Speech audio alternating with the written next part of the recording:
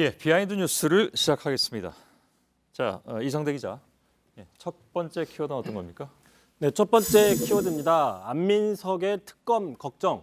자, 더불어민주당 안민석 의원이 정유라가 급작스럽게 체포되는 바람에 오히려 특검 수사가 좀 어려워졌다는 식으로 주장해서 논란이 일고 있습니다. 예.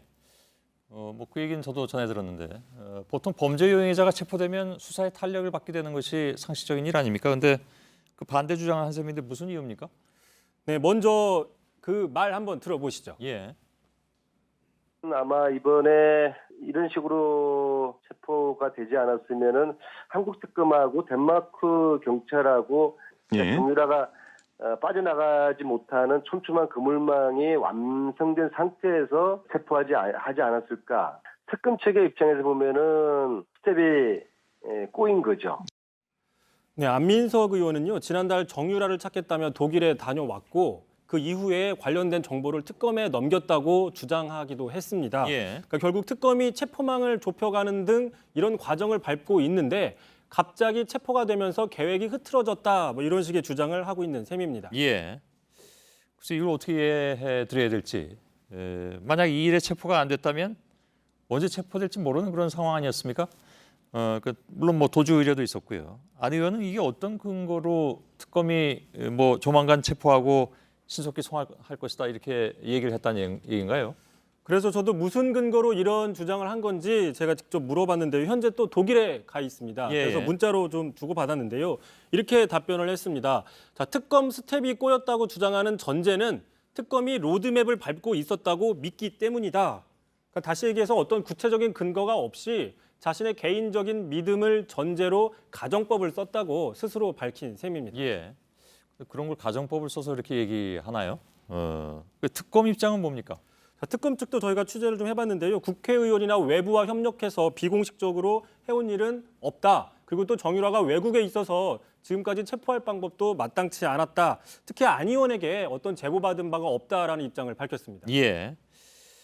결국 이제 자신이 정유라 체포를 위해서 모종의 역할을 해왔다라는 것을 드러내고 싶었던 것 같은데 확인되지 않은 주장을 한 셈이고 그 답은 특검이 대신 해드리는 셈이나 마찬가지가 됐습니다. 다음 키워드는요? 자, 두 번째 키워드 가겠습니다. 선거는 19금이 아니다. 자, 개혁보수신당이 어제였죠. 선거 연령을 18세로 낮추는 방안을 당론 채택하기로 했다가 불과 하루 만에 뒤바꿔서 논란이 일고 있는데요. 예. 자, 권성동 의원 이렇게 얘기를 했습니다. 자, 고3 학생이면 공부해야지 선거판에 끌어들이나 대체로 고3의 경우에 부모나 교사의 의존이 심하고 독자적인 판단 능력이 부족해서 투표권을 주지 않아도 된다. 듣는 고3들 좀 기분이 나쁠 수도 있을 텐데요. 예. 웃자고 한 말 같지만 실제로 기자들 앞에서 심각하게 했던 이야기입니다. 예. 그럼 다른 나라들은 지금 18세로 하고 있는 나라들이 굉장히 많은데 뭐 19세가 거의 없다면서요. 그럼 다른 나라 이 학생들은 18세들은 독자적 판단 능력이 우리보다 낮은 것인지 이런 반론이 나올 수도 있을 것 같고 또 우선 뭐 현실적으로 18세면 남자의 경우 부모 동의 없이 지금 결혼할 수 있게 되어 있습니다. 법적으로도.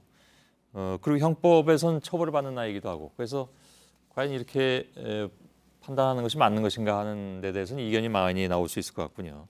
그러니까 당장 야권에서는 비판하는 목소리들이 나오고 있었는데요. 예. 자, 박지원 전 원내대표죠. 자, 개혁보수신당이 아니라 이제 보니까 수구보수신당으로 개명하시라. 또 민주당의 민병두 의원도 지금 당명 공보를 하고 있다는데 그 수많은 시민들이 선견지명이다. 당 이름을 똑같당, 왔다갔당, 안 쏟는당, 뭐 이럴 줄 알았당 이런 걸로 바꾸라고 지금 어떻게 보면 좀 비아냥을 대고 있습니다. 예. 특히 윤호중 민주당 정책위 의장은요. 오늘 아침 회의에서 자, 대선은 19금 야동이 아니다 이렇게 주장을 했었는데요.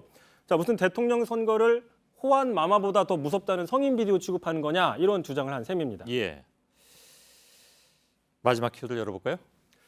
네, 마지막 키워드 가겠습니다. 또 황교안 말 그대로인데요. 황교안 대행이 또 과잉 의전 논란에 휩싸였습니다. 지난 3일이었는데요. 구로동 디지털 산업단지를 방문하면서 7분 넘게 도로를 통제한 걸로 알려졌습니다. 평소에도 여기는 늘 막히는 곳이라 시민들의 불편이 가중됐습니다. 예. 선출된 권력은 아닌데 요즘 뭐 약간 여러 가지 얘기들이 나오고 있습니다. 황교안 대행에 대해서는 총리 시절에도 사실 이런 의전 논란이 좀 종종 있었습니다. 아시는 것처럼. 그렇습니다. 예. 그래서 좀 또 해명을 내놨는데요. 이렇게 해명을 했습니다. 통상적인 교통 통제였는데 좀 정체가 심하다 보니 그런가 보다. 특히 황대행은 총리 시절에도 시민 불편 초래되지 않도록 항상 당부했다. 근데 지금도 총리인데 마치 아닌 것처럼 얘기를 하고 있습니다. 예. 어쨌든 개선해 나가겠다고 밝혔습니다. 예. 당부하는데 그럼 밑에서 안 든다는 얘기인지 그것도 좀 따져봐야 될 문제인 것 같군요. 알겠습니다. 이성대 기자였습니다. 수고했습니다.